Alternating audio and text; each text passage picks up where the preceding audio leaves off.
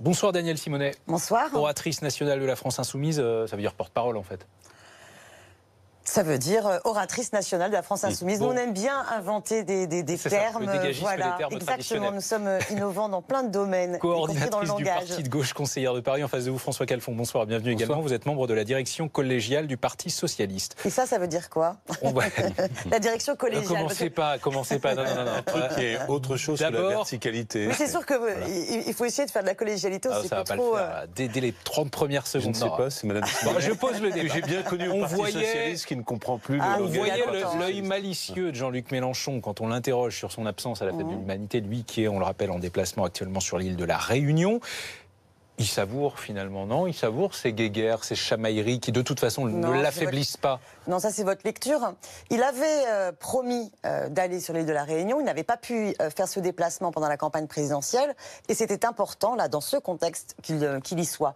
Par ailleurs, la France Insoumise, eh bien, c'est aussi plein d'autres têtes, d'autres visages, d'autres personnalités. Vous savez que nous aurons un certain nombre de députés qui participeront à la fête de l'Humanité et qui interviendront dans des débats. J'y serai. Il y en a d'autres, responsables de la France Insoumise, qui ne sont pas députés, qui vont participer. Et vous savez ce que ça représente, la présence d'une tête d'affiche comme Mélenchon, comparée à des députés certes très sympathiques, mais anonymes. Vous avez entendu les propos de Jean-Luc. Bon, il y avait eu des soucis l'an dernier, il ne faut pas se le cacher, sur notre stand. Bon, je pense qu'il ne faut pas prêter le flanc à ce qu'il puisse y avoir un incident.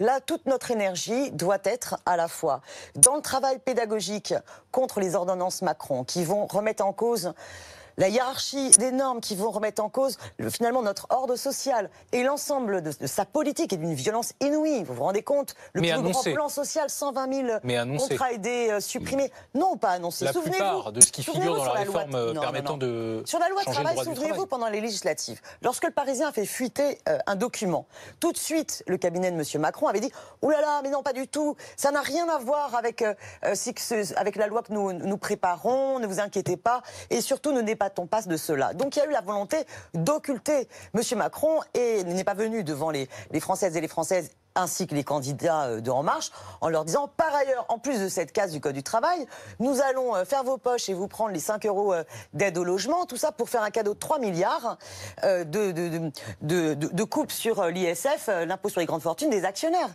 Donc ce candidat ne s'est pas présenté comme le président des riches, ce qu'il est aujourd'hui dans une violence sociale sans précédent. Sur l'ambiance politique du moment, François Calfon, est-ce que la gauche aujourd'hui, c'est pas Mélenchon?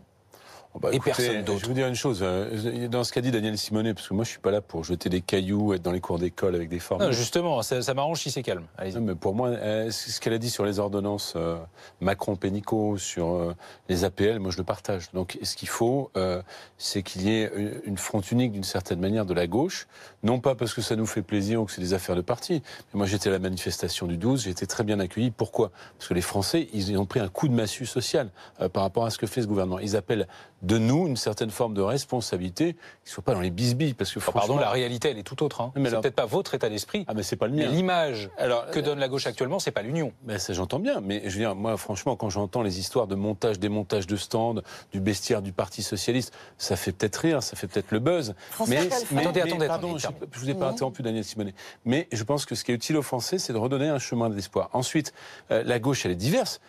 Autant Monsieur Mélenchon, voilà, a un projet, notamment sur les questions du travail, qui est presque anti-entreprise d'une certaine manière, autant nous pensons qu'il peut y avoir au sein de l'entreprise, dans la production nationale, un autre rapport capital-travail, un rapport gagnant-gagnant, qu'il faut réfléchir peut-être à ce que ça veut dire la révolution numérique. Bref, sur le champ des propositions, nous avons des choses à dire et qui correspondent finalement à une attente, alors qui n'est pas entendue, puisqu'il y a un momentum Mélenchon comme il y a un momentum Macron.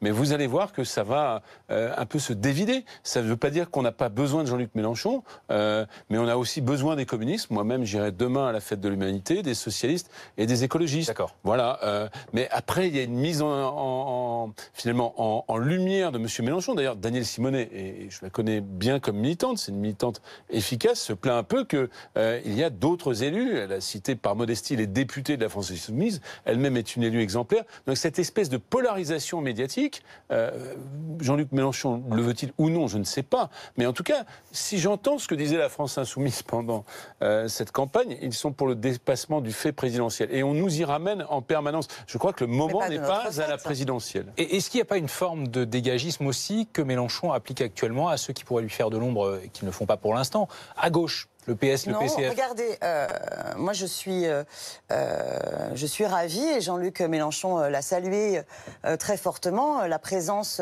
de Benoît Hamon qui a décidé de participer à la marche du 23 septembre contre le coup d'État social est extrêmement important.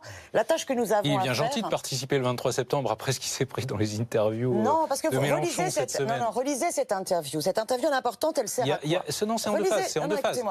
Ne restez pas Il tend la main à Hamon après avoir dit quand même que s'il s'était désisté, il aurait gagné. Non, lisez intégralement l'interview. Je l'ai lu. L'interview, elle vise à montrer quoi? Elle montre que nous étions à deux doigts de pouvoir l'emporter. Oui, il faut dire factuellement les choses. Si Benoît Hamon s'était désisté, nous l'aurions emporté, c'est vrai.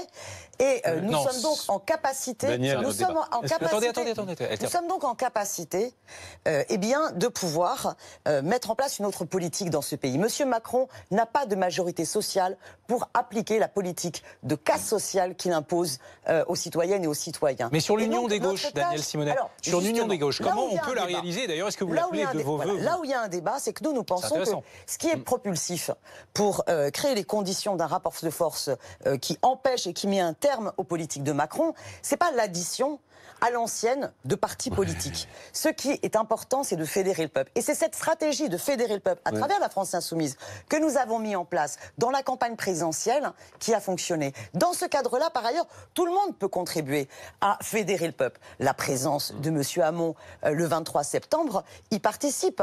Si M. Calfon souhaite venir le 23 septembre, il est le bienvenu. Parce qu'à ce rendez-vous-là, tout le monde pourra venir derrière sa banderole ou pas, derrière ses pancartes, ses slogans. Il faut fédérer les colères parce que ça n'est pas possible qu'on continue à subir ce que M. Macron veut imposer à ce pays. François Calfon. Moi, je pense qu'il y a quand même un sujet sur la stratégie. Est-ce que c'est une verticalité qui même me suive d'une certaine manière, ou est-ce que c'est une construction politique plus complexe? C'est pas le vieux monde de discuter, surtout quand on a une culture démocratique. Vous avez dit qu'est-ce que ça veut dire collégial?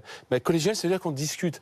Et d'une certaine manière, la question... Ça veut dire que par exemple, à Daniel Simonet, pardon, comme on va discuter, vous allez me laisser juste parler. Les ordonnances. Si c'est un débat, et c'est intéressant pour la gauche et pour les Français, vous allez me laisser juste parler des choses. Le point, c'est est-ce que le programme de la France insoumise, il a vocation à être majoritaire ou pas? Vous dites que oui. Moi, j'ai dit que dans l'opposition, nous avions des points communs, et beaucoup de points communs. Mais pour autant, il y a un certain nombre de sujets qui nous séparent. Donc, est-ce que la logique, c'est de dire tout ça n'existe pas, tout ça ne veut plus exister, cacher cette gauche que je ne saurais voir? Ou est-ce que la logique, c'est de construire un programme qui soit issu de la discussion collective sur des vrais engagements de gauche? Et je crois que là, il y a un débat chez vous, y compris. Moi, pendant la campagne électorale, j'ai pu discuter avec un certain nombre présidentielle, avec un certain nombre d'insoumis, y compris des discussions au plus haut niveau. Il y a eu un choix qui a été fait. Celui du choix qui a été fait, c'est celle de la stratégie du peuple, comme vous dites, très verticale. Et nous pensons que ça ne suffit pas à faire majorité à gauche et à faire progresser le pays vers des objectifs, finalement, d'une meilleure redistribution sociale. Merci à tous les deux d'avoir accepté ce débat qui fut cordial, malgré tout. Je ne m'y attendais pas forcément. Et au 23 septembre. Merci Daniel. Et le 21 merci. pour les manifs unitaires. Exactement. Et le 10 octobre, plusieurs rendez-vous et on en parlera. Merci à